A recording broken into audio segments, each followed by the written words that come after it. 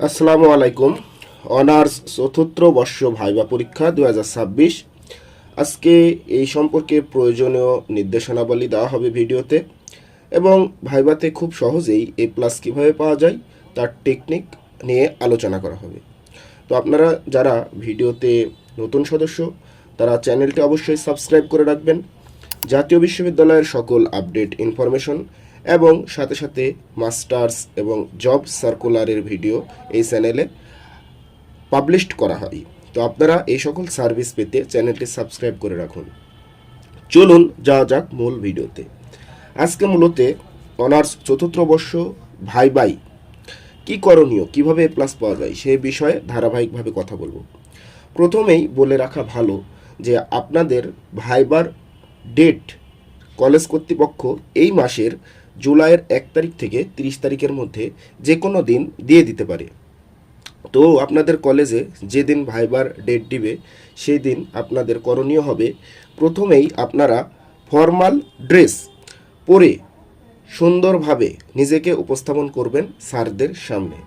সুন্দর shirt, pant এবং শু পরে ইন করে সুন্দরভাবে পরিপাটি হয়ে চুল কেটে দাড়ি সেভ করে পরিষ্কার পরিচ্ছন্ন হয়ে স্যারদের সামনে আপনি নিজেকে উপস্থাপন করবেন। এরপর এটার উপরই আপনার অনেক মার্ক পেয়ে যাবেন। কিন্তু আপনাদেরকে তো এক্সটার্নাল যেসব স্যার আসবে তারা বিভিন্ন প্রশ্ন করবে।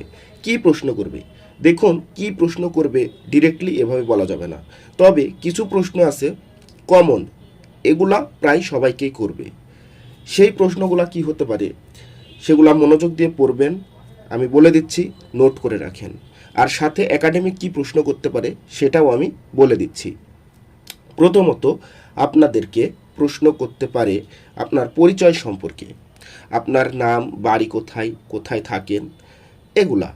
এরপরে আপনার কলেজের প্রধান শিক্ষকের নাম কি, আপনার ডিপার্টমেন্টের প্রধানের নাম কি, প্রিন্সিপাল, সহকারী প্রিন্সিপাল নাম কি, এগুলা তারা ধরতে পারে।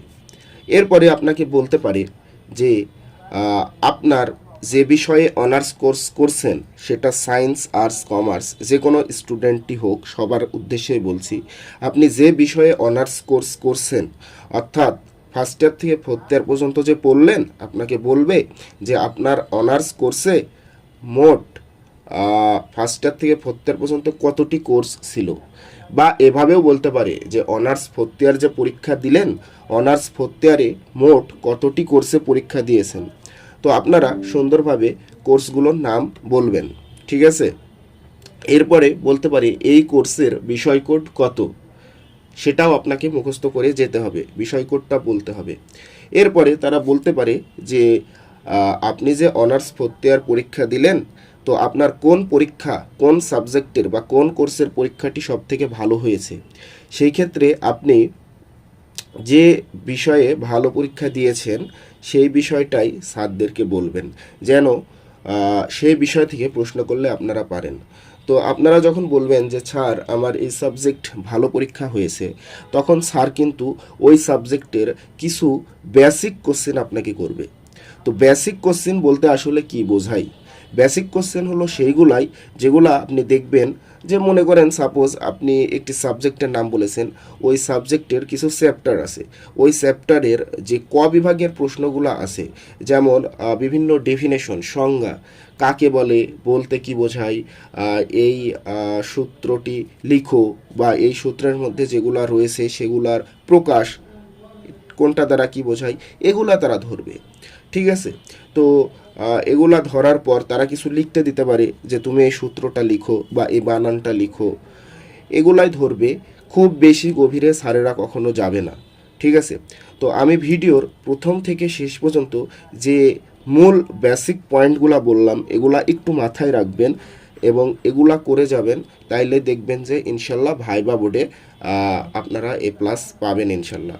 নিজেকে পরিপাটি করে উপস্থাপন করবেন, সুন্দরভাবে ফর্মাল ড্রেস পরে যাবেন, দাড়ি সেভ করবেন, ঠিক আছে, চুল সুন্দরভাবে কেটে যাবেন, স্টাইলিশ করে স্যারদের সামনে উপস্থাপন করবেন না। অর্থাৎ অনেকে যে দাড়ি বিভিন্ন কাটিং দেন, তারপরে চুলের বিভিন্ন কাটিং দেন, দয়া করে ভাইবা টেবিলে এরকম করে নিজেকে উপস্থাপন করবেন না।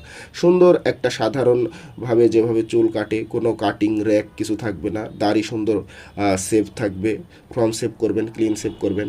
আর যারা ধর্মীয়ভাবে দাড়ি রাখেন তারা তো সুন্দরভাবে ওইভাবে নিজেকে সাধ্যের সামনে উপস্থাপন করবেন। তবে পাঞ্জাবি পরে না যাওয়াই ভালো। আবার যারা ধর্মীয়ভাবে পরে থাকেন সেটা আলাদা বিষয়। তো আপনি দাড়ি রাখলেন, সুন্দরভাবে ফর্মাল ড্রেস পরে গেলেন, তাইলে একটু ভালো হয়। মানে যারা দাড়ি রাখেন তা সেই ক্ষেত্রে বলছি। আর যারা দাড়ি রাখেন না তারা অবশ্যই ফর্ম সেভ করে সুন্দরভাবে নিজেকে পরিপাটি করে উপস্থাপন করবেন। তো আশা করি আপনারা একটি ভাইবা পরীক্ষার যে কি প্রয়োজনীয় পদক্ষেপ নেওয়া প্রয়োজন সেই সম্পর্কে একটি সম্যক ধারণা পেয়েছেন।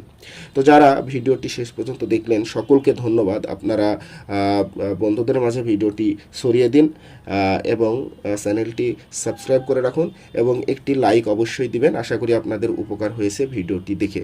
সকলের জন্য শুভকামনা রইল। সকলে ভালো থাকবেন। আসসালামু আলাইকুম।